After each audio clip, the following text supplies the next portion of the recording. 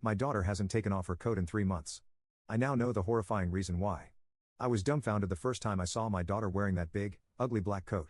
It was weird, but I just assumed she had found it at school and started wearing it as a joke. I just never could have predicted the horrifying reality behind her new addiction. When I met her 10 minutes later in her room, however, Melanie was still wearing the coat. It was burning hot outside, so I asked her to take it off, but for some reason, she insisted on wearing it. I heard my wife clear her throat behind me and looked back. She gave me a stern look, which was a reminder not to force our daughter to do anything she didn't want to do. I sighed and accepted the fact that I'd have to endure the terrible smell of that coat for the rest of the day. During dinner, I could barely stomach 2 bites of my spaghetti before I lost my appetite entirely due to the sight and smell of the coat from hell. Melanie, however, munched happily and even asked for a second plate. I was relieved when she finally ran off to play in her room. A couple of hours later, as I settled down for the night playing games on my phone, my wife entered the room looking alarmed. She told me, I just tucked Melanie in and she wanted to sleep in the coat. There was silence for a few seconds as we stared at each other.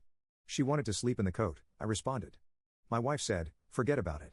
Tomorrow she'll take it back to school and she'll be back in that expensive jacket you insisted on buying her. Oh, how I wish it would have been that simple. When I got home from work ready for dinner, I caught a scent of a terribly familiar odor as soon as I stepped in the house.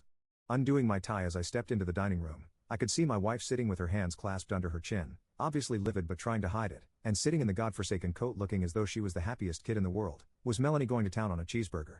I asked her where her jacket was and she pointed across the room at her jacket, which was hanging on its hook on the wall.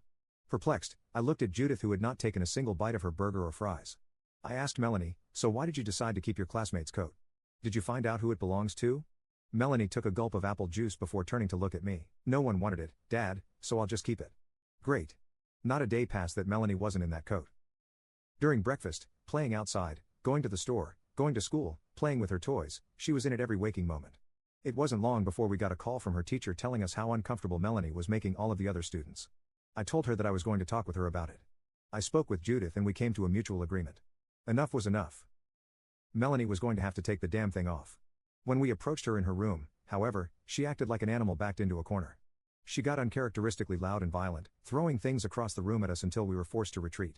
I considered calling a therapist, but Judith was against it. She did not get tired of the damn thing. One night, I accidentally walked in on Melanie as she was taking a shower. Though her clothes were on the floor, the coat was not. She was wearing it as she showered. We were warned by the principal of the school that Melanie would be expelled if she did not get rid of the coat. Judith and I decided to try to rid ourselves of the damn thing while she slept.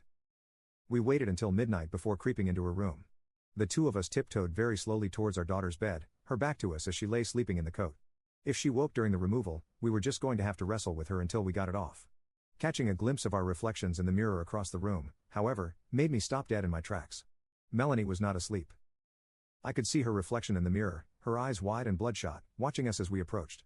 She was lying completely still, a manic look on her pale face.